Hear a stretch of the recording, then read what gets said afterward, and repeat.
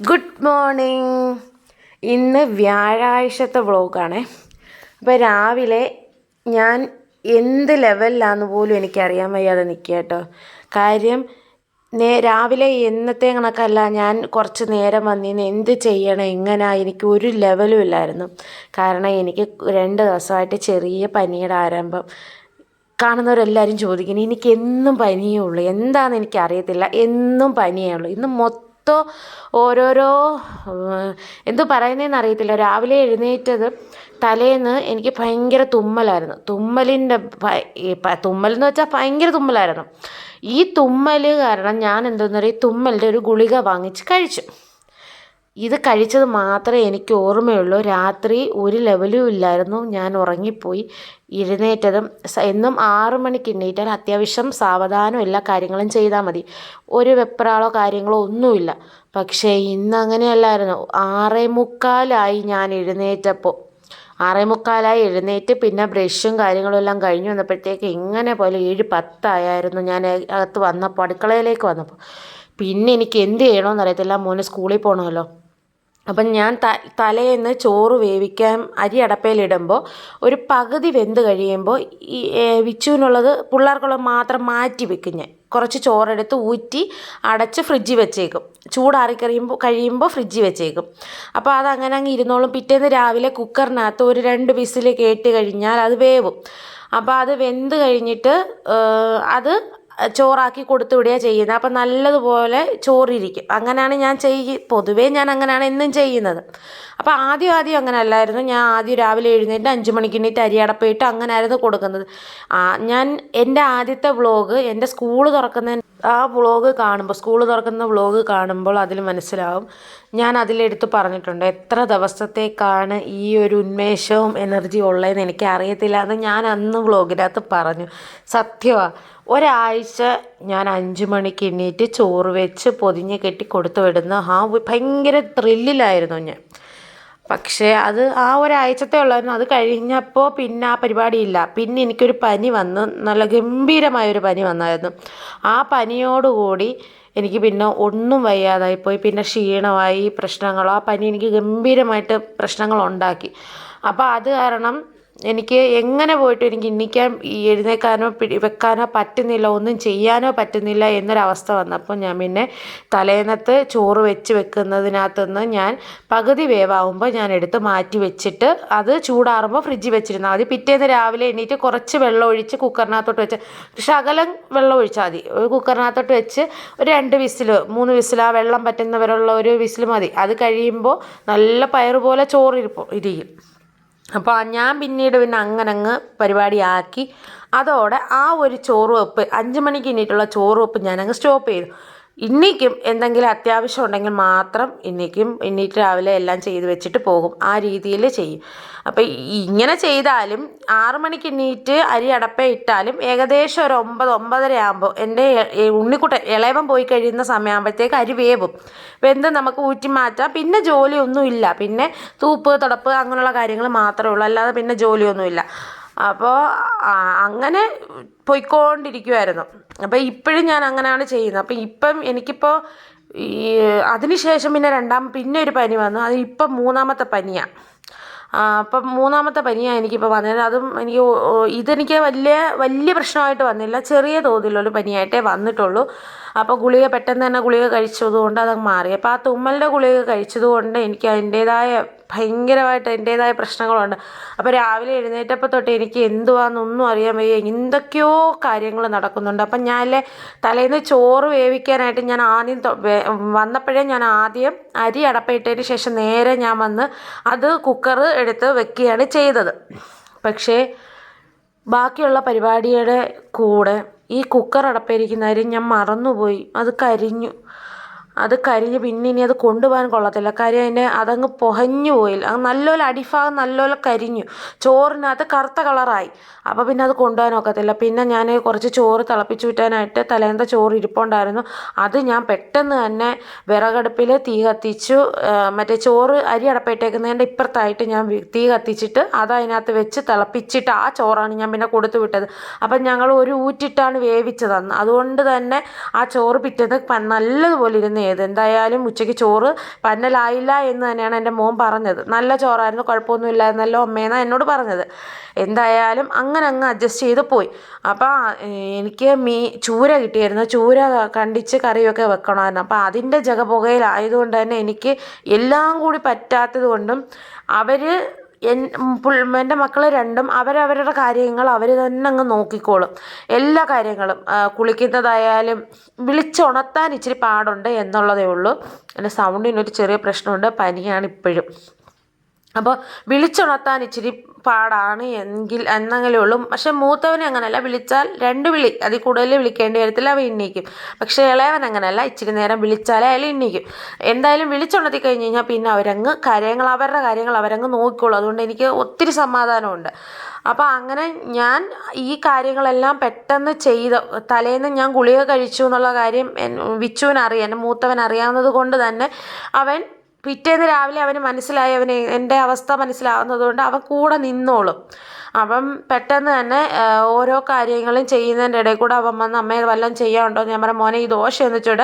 അപ്പോഴത്തേന് ചമ്മന്തി ആയില്ല, ചമ്മന്തി അരയ്ക്കട്ടെ എന്ന് പറഞ്ഞു. അപ്പോൾ ചമ്മന്തി അരയ്ക്കുന്ന സമയം കൊണ്ട് അവൻ ദോശ ചുട്ടു. കുറച്ചൊക്കെ കരിയും കേട്ടോ, കുറച്ചൊന്നല്ല, മിക്കാറും അവൻ ചുടുന്ന ദോശ മൊത്തവും കരിയാറുണ്ട്. എങ്കിലും സഹിക്കും, കാര്യം എനിക്കൊരു സഹായം എന്ന രീതിയിൽ അവൻ വന്നല്ലോ എന്ന് വിചാരിച്ച് ഞാൻ പിന്നെ പോട്ടെ സാരമില്ല മോനെ കരിക്കല്ലേ എന്ന് പറഞ്ഞ് ഞാനങ്ങ് ഒതുക്കും, അങ്ങനെ അങ്ങ് വിടും. അപ്പോൾ പെട്ടെന്ന് ഞാൻ പിന്നെ ആ ചോറ് മീൻകറി അടപ്പയിലോട്ട് വെച്ച് മീൻകറിയും വേവാറായ സമയം കൊണ്ട് ചമ്മന്തി അരച്ച് ദോശ ചുട്ടണം വരെ ഞാൻ പറഞ്ഞു നിങ്ങൾ പോയി കഴിക്കുക, ബാക്കി ഞാൻ ചുട്ടോളാം എന്ന് പറഞ്ഞ് അവന്മാരെ അങ്ങ് കഴിക്കാനും പറഞ്ഞു വിട്ടതിന് ശേഷം ഞാൻ കപ്പയ്ക്കയും പയറും കൂടിയിട്ട്, നമ്മുടെ ചെറുപയറും കൂടിയിട്ട് തോരൻ വെച്ചായിരുന്നു. അപ്പോൾ അതും പാത്രത്തിനകത്താക്കി ഞാനത് അടച്ചു കൊണ്ടുവച്ചു. അപ്പം മീൻകറി വേറെ പാത്രത്തിനകത്താക്കി ഞാനത് ഫാനിൻ്റെ കീഴിൽ കൊണ്ട് വെച്ചേക്കാം, എന്നാലേ അത് പാത്രത്തിൽ ടിന്നിനകത്ത് ഒഴിക്കാൻ പറ്റത്തുള്ളൂ. അപ്പോൾ അത് കാരണം ഞാനതെടുത്ത് ഫാനിൻ്റെ കീഴിൽ കൊണ്ട് വെച്ചേക്കാണത്. എന്നിട്ട് പിന്നെ അന്നേരം വരെയുള്ള പാത്രങ്ങളെല്ലാം ഒന്ന് പെട്ടെന്ന് അങ്ങ് കഴുകി വെക്കണം. ഇനി എനിക്ക് ഇതെല്ലാം കഴിഞ്ഞിട്ട് കൊച്ചുങ്ങളെ വിട്ടിട്ട് എനിക്കിനി അടുത്ത ഡ്യൂട്ടിക്ക് പോകണം. ചേച്ചിയുടെ മോടെ ഭരതനാട്യം സ്കൂളിൽ തന്നെ കലോത്സവം നടക്കുന്നതിൻ്റെ ഭാഗമായിട്ട് അവൾക്ക് ഭരതനാട്യത്തിൻ്റെ കുറച്ച് ഭരതനാട്യത്തിന് പോകണം. അപ്പോൾ അതിൻ്റെ മേക്കപ്പിൻ്റെ കാര്യത്തിനായിട്ട് എനിക്കും കൂടി പോവേണ്ട ഒരു അവസ്ഥ വന്നപ്പോൾ ഞാൻ പിന്നെ അങ്ങോട്ട് പോകണം. ഇപ്പം ഇനി കുറച്ച് അവളുടെ മേക്കപ്പിൻ്റെ കാര്യങ്ങളും എല്ലാമൊക്കെ ഒന്ന് കാണാം. അതൊക്കെ ഒന്ന് കണ്ടിട്ട് വായേ.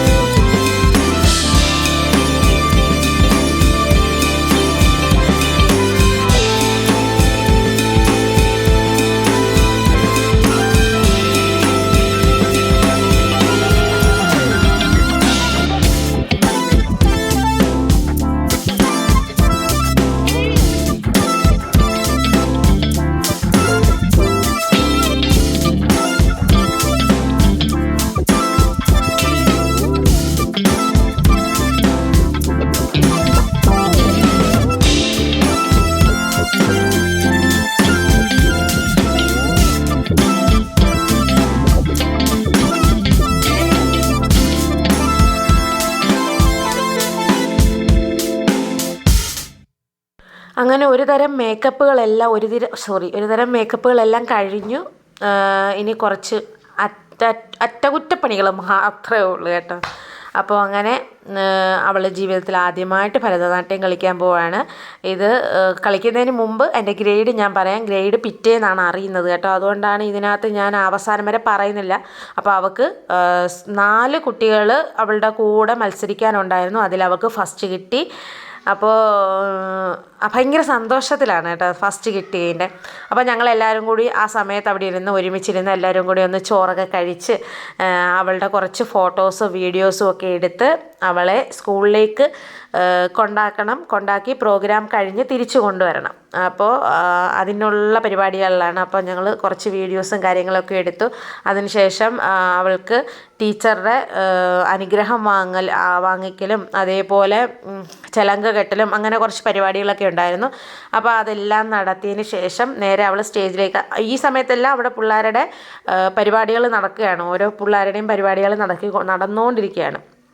അപ്പോൾ അവൾ നല്ല ഗംഭീരമായിട്ട് തന്നെ അവൾ കളിച്ചു. അവൾക്ക് ഫസ്റ്റ് തന്നെ അവൾക്ക് കിട്ടി. അവളുടെ ഭരതനാട്യം ഞാൻ ചെറിയ സ്പീഡിലാണ് ഇട്ടിരിക്കുന്നത്. കാര്യം കോപ്പിറൈറ്റ് ഇഷ്യൂ വരുന്നത് കൊണ്ടാണ്. അപ്പോൾ അതെല്ലാം കണ്ടിട്ട് വരാം.